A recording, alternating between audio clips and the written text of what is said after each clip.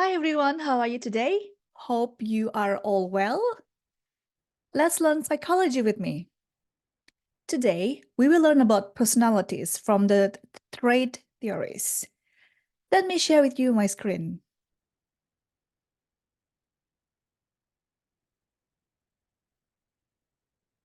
Hope that you can see my screen now. Let's get started. Today, we will talk about trait theories of personality by Allport, Eysenck, and Cattell. There are some keywords that we will learn today. For example, cardinal trait, central trait, factor analysis, L data, QT data, Q data, neuroticism, source traits, surface traits, and secondary dispositions. Trait. Personality traits are consistent patterns in the way individuals think, behave, and feel. Consistent patterns.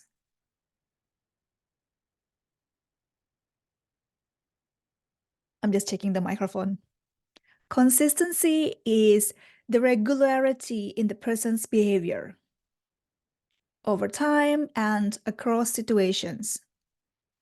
Distinctiveness, psychological characteristics in which people differ, making them distinct compared to the others.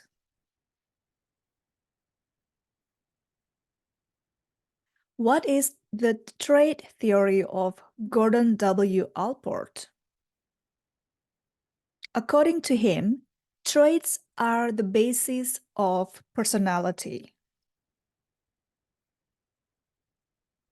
Traits exist and are based in the nervous system.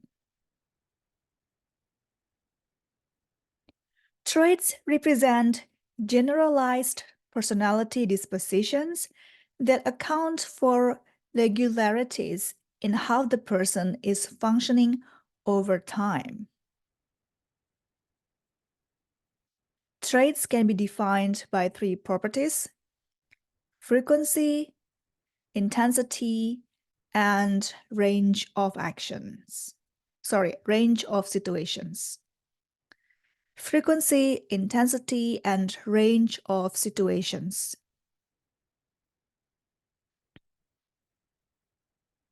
There are three categories of classifications of personality descriptors: traits, states, and activities.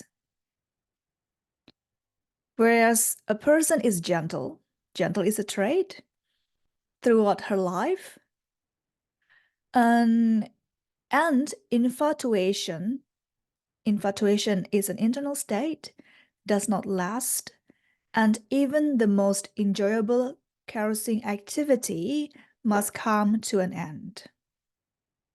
That's an example of traits, states, and activities.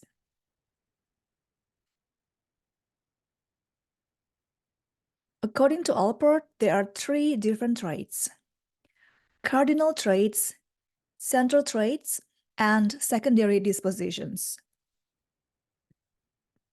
Cardinal traits are strong and outstanding dispositions. For example, like arguing. If people always argue every day, every single time they meet other people, then we may be able to say that they have a cardinal trait like arguing. They argue a lot in like every situation. Strong and outstanding disposition. Central traits are dispositions only in some situations. For example, honesty, kindness, and assertiveness. Perhaps people are assertive most of the time, but there may be some situations in which they may not be able to be assertive. That's why assertiveness can be mentioned as a central trait, because it happens not in all situations, but in some situations. The other trait is called secondary dispositions. Secondary dispositions fluctuate. It is the least consistent and generalized trait. It's quite hard to differentiate these traits because there's no clear grade or distinction. For example, how can you say that honesty, kindness, and assertiveness are central traits or secondary dispositions? Does it depend on how often people are honest or assertive?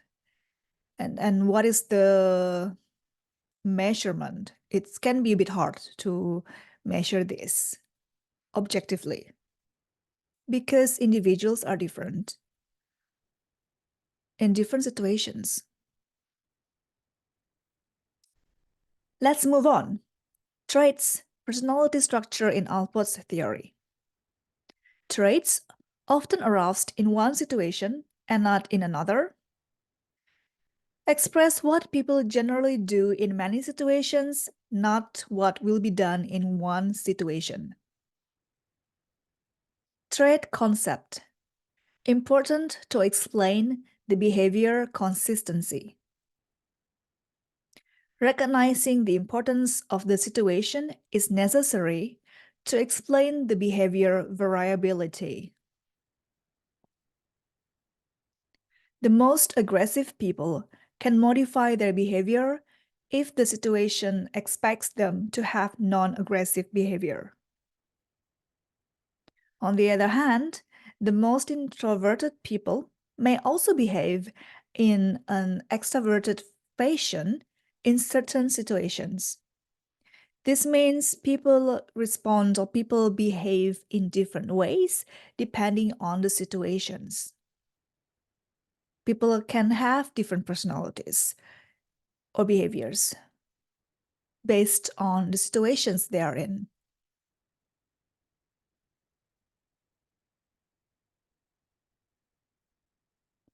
Functional autonomy of human motives. Motives can change from extrinsic to intrinsic. Extrinsic motives, for example, approval from parents, which is a simple need, can turn into intrinsic motives, serve the self-image or self-ideal of the person. Another example, perhaps we want to work because we want to reduce hunger. It's an extrinsic motive. But then once we find enjoyment and pleasure in work, then work becomes an intrinsic motive. In summary, motives can change from extrinsic to intrinsic.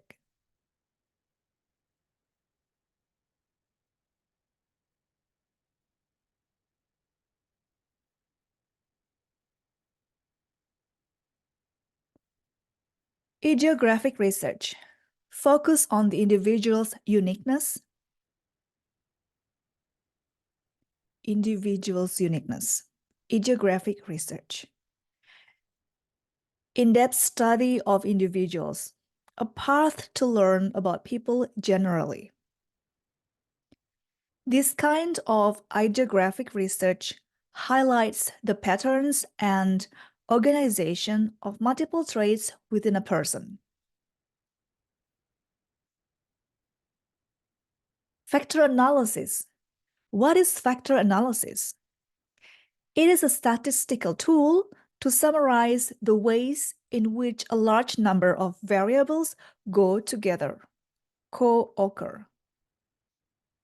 Ideally, factor analysis will identify a small number of factors that summarize the intercorrelations among the large number of variables. Factor analysis is very important to trait theories.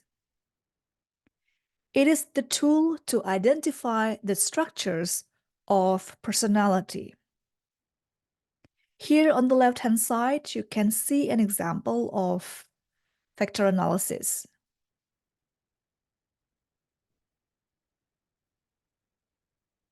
Let's move on.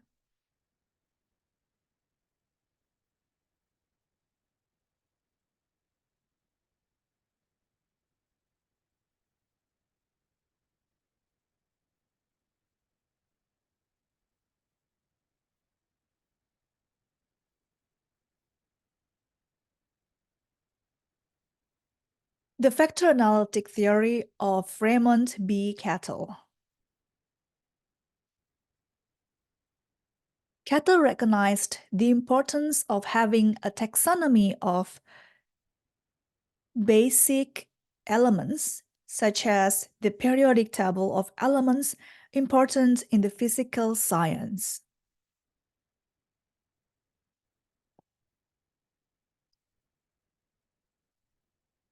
Let's look at the personality structure in Cattell's theory. There are surface traits and source traits. What are the differences? Surface traits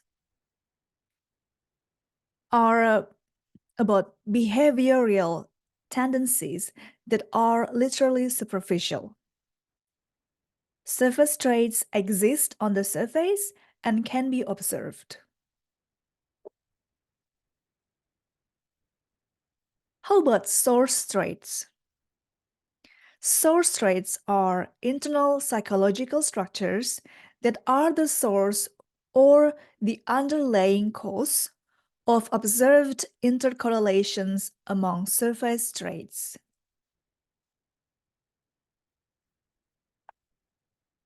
Cattell used factor analysis to understand the co-occurrence of traits. Here you can see that according to Cattell, there are 16 source traits. These 16 source traits are grouped into 3 categories: ability traits, temperament traits, and dynamic traits. Ability traits are skills and abilities. What are we good at? What are our skills and abilities? Temperament traits, they are about emotional life and stylistic quality of behaviors. For example, the tendency to work slowly or quickly, calm or emotional, act impulsively or deliberatively. Those are the examples of temperament traits. Dynamic traits are the motivations of the individuals. Dynamic traits go up and down depending on how motivated we are in doing something. In summary, there are 3 categories: ability traits, temperament traits, which are the emotional life and stylistic quality of behavior, and lastly, dynamic traits.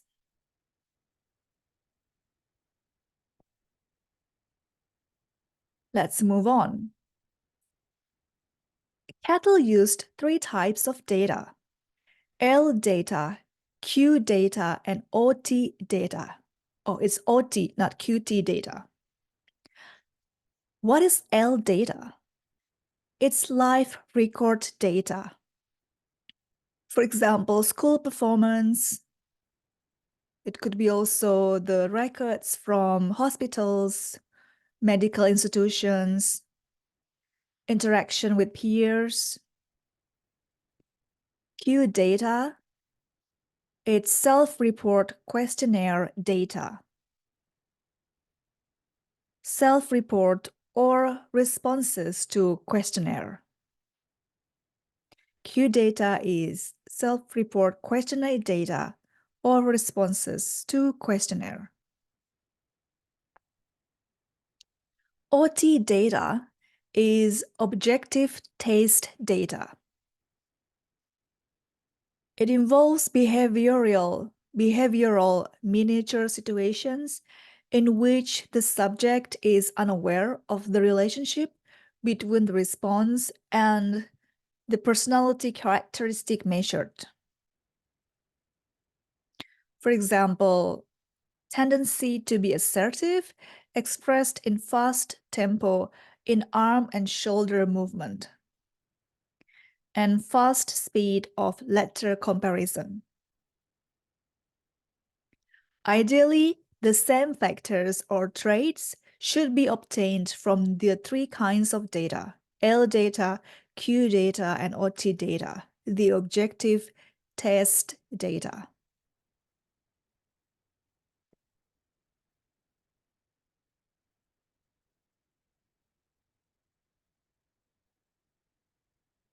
What is the main result?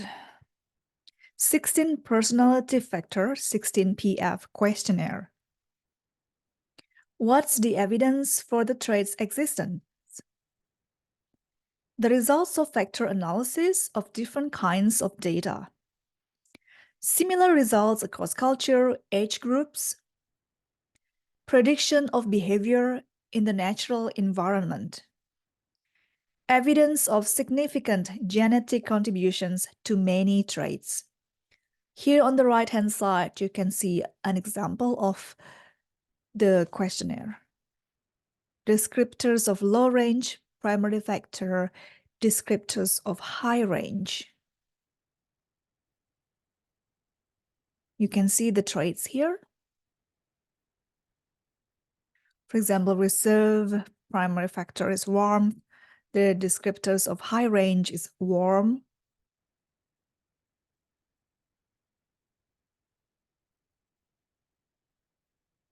Let's move on. Stability and variability in behavior. Social actions depend on traits and two other factors: states and roles. States are just emotions and moods at particular time. Roles, certain behaviors are linked more closely to social roles than to personality traits. For example, people shout in a football match, but not in a church, because in a church, they are expected to have certain behaviors, to be quiet.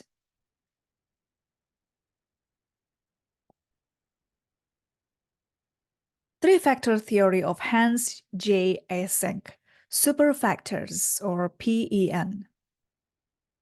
P stands for psychoticism. Let's see the right side first here. Psychoticism is about aggressiveness, lack of empathy, and antisocial behavioral tendency.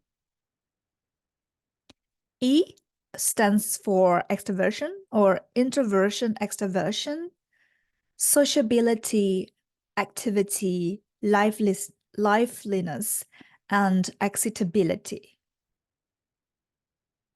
And N is about neuroticism, emotional instability versus stability.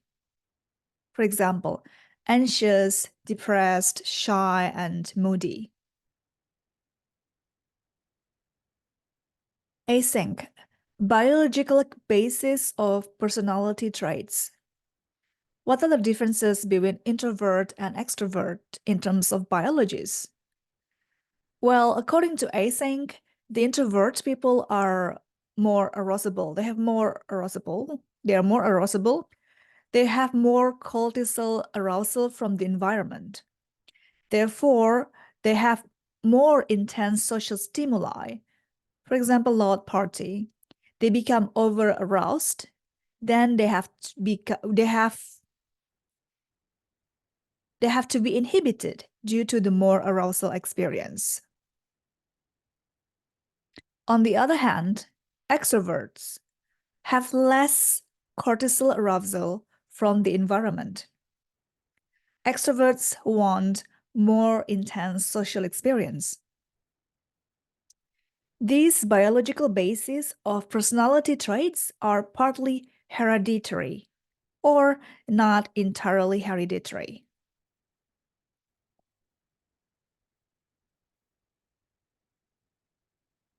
Oh, sorry. Let's go back first. Async biological basis of personality traits, neuroticism. For example, here you can see that the key neural systems consist of the limbic system and the autonomic nervous system. The limbic system is the lower level brain region involved in emotional arousal. Lower level brain region involved in emotional arousal. Okay, so the limbic system is located in the lower level of brain region and it's related to the emotional arousal. The autonomic nervous system is a part of the nervous system affecting bodily arousal. The limbic system is related to emotional arousal, while the autonomic nervous system is related to the bodily arousal. Emotional, bodily. Limbic, autonomic nervous system. There you go.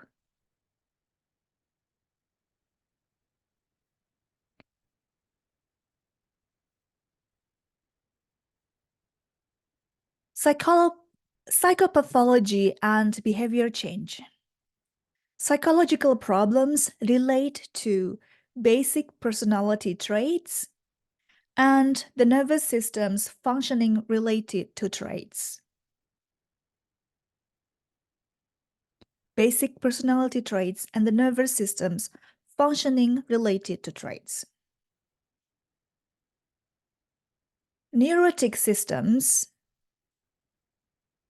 here you can see that we have the biological systems and environmental experience.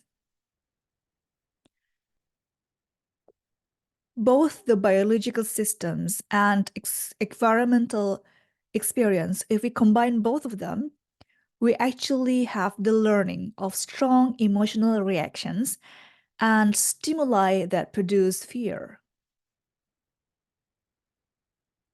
Here we can see that there is behavior therapy, where people can unlearn responses and learn social conduct.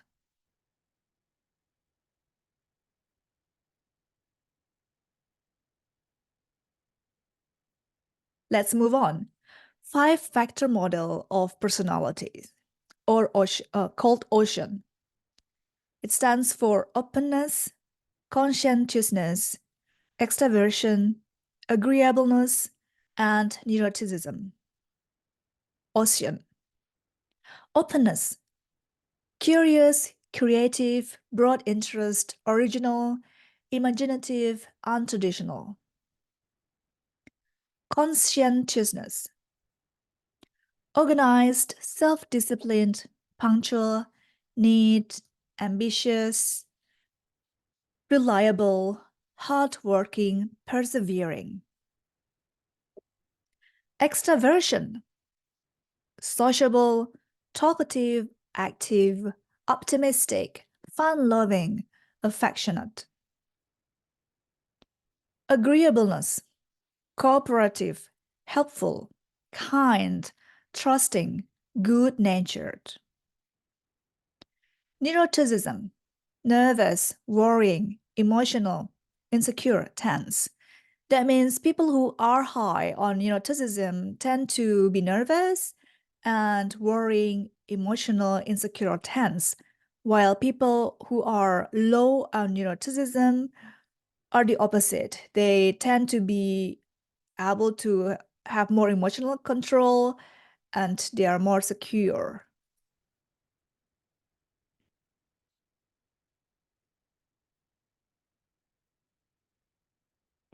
The Big Five in Personality Questionnaires. Neo Personality Inventory Revised. And Neo PIR. Neo Personality Inventory Revised, or Neo PIR, is used to measure the Big Five personality factors. The forms are available for self-ratings, or S data, and ratings by others, or O data, or observer report data.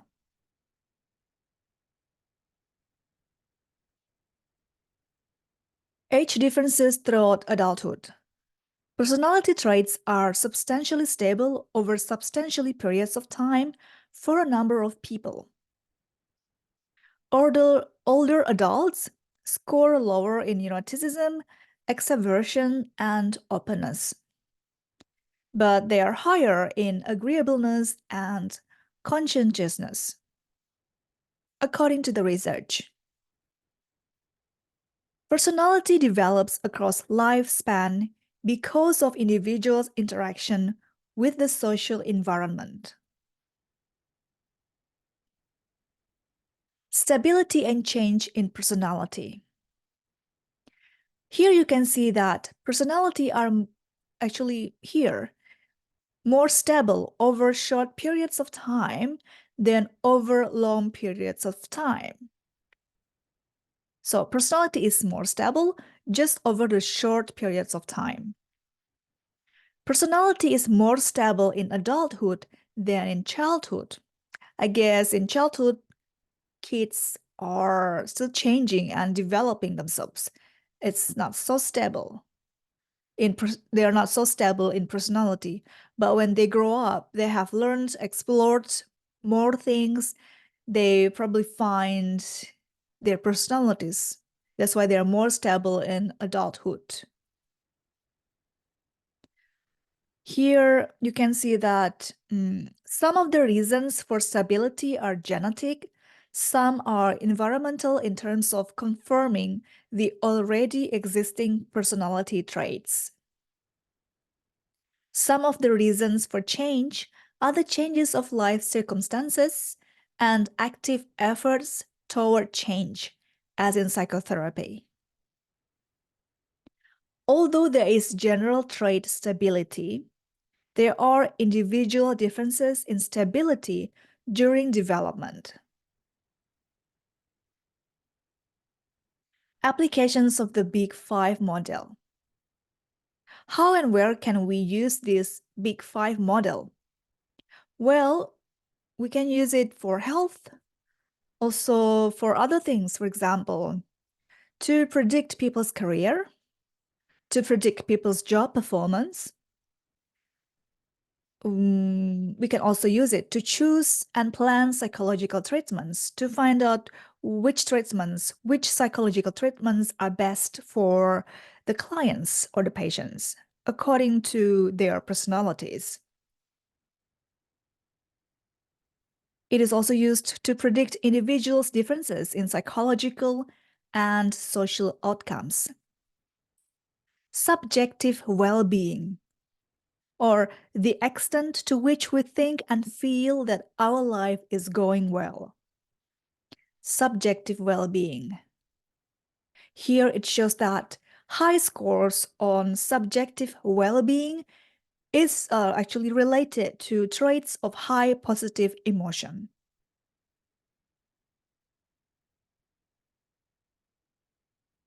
The 6-factor model, actually there is another one. It's added. It's honesty or humility. Cross-cultural research, are the Big Five universal? There are some discussions in the textbook. For example, how about the language translation, use indigenous language and culture? Sometimes some words in one culture or one language can be interpreted or translated differently in another culture or language. There's a suggestion to probably try to use the indigenous language that is more appropriate for the terminology. in this theory.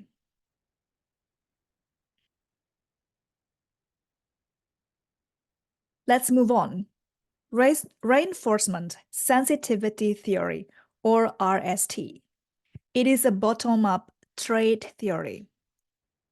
The goal is to identify neural subsystem in the brain that relates to universal types of motivation and emotion. What is neural subsystem? Neural subsystem is an interconnected collection of mechanisms located in the different parts of the brain, but work together to carry out an action, to carry out a function. For example, visual system. Different parts from the eye through the middle of the brain and back to visual cortex. It's a unified system that carries out a single function, vision. Therefore, the visual system is a neural subsystem. It's interconnected collections of mechanisms in different parts of the brain, but they work together to carry out a function. That's neural subsystem.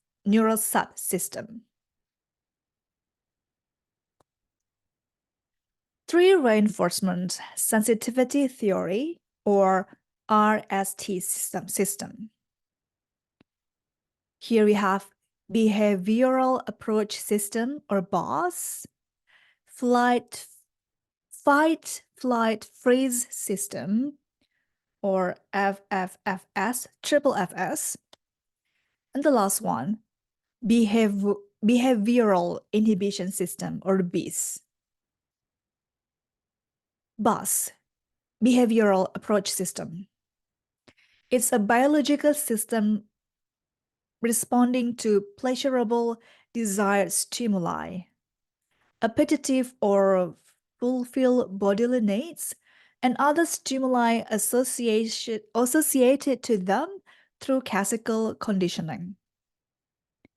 It's the tendency to move toward or approach these pleasurable, rewarding stimuli. It produces emotional experiences, including anticipatory pleasure, or the positive feeling we have when looking forward to upcoming positive activities.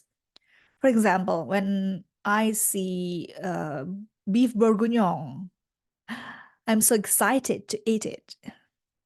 This is the behavioral approach system. The tendency is that people may be more impulsive. Next, it's fight, flight, freeze system. This system responds to stimuli potentially harmful to organism. There are three responses: fight, flee, or freeze. Confronting the threat, fight. Escaping from the threat, flee. Becoming completely immobility, freeze, we freeze. There's a tendency to have more fear in this system. The last one is behavioral inhibition system, or BIS. It resolves goal conflict and responds to conflict. It generates anxiety and defense approach.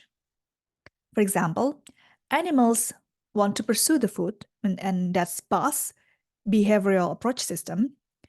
Animals still pursue food, but will do so with more sensitivity to environmental threats.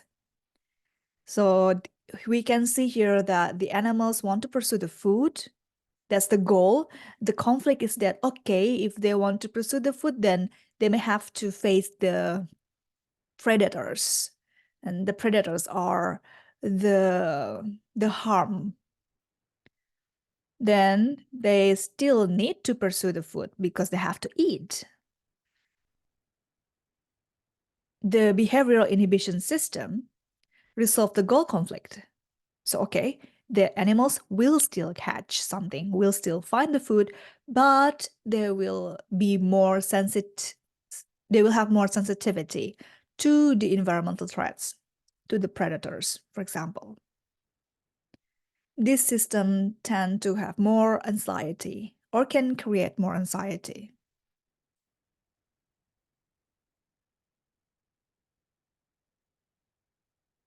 That's all for today. Hopefully you'll learn a lot by watching this video.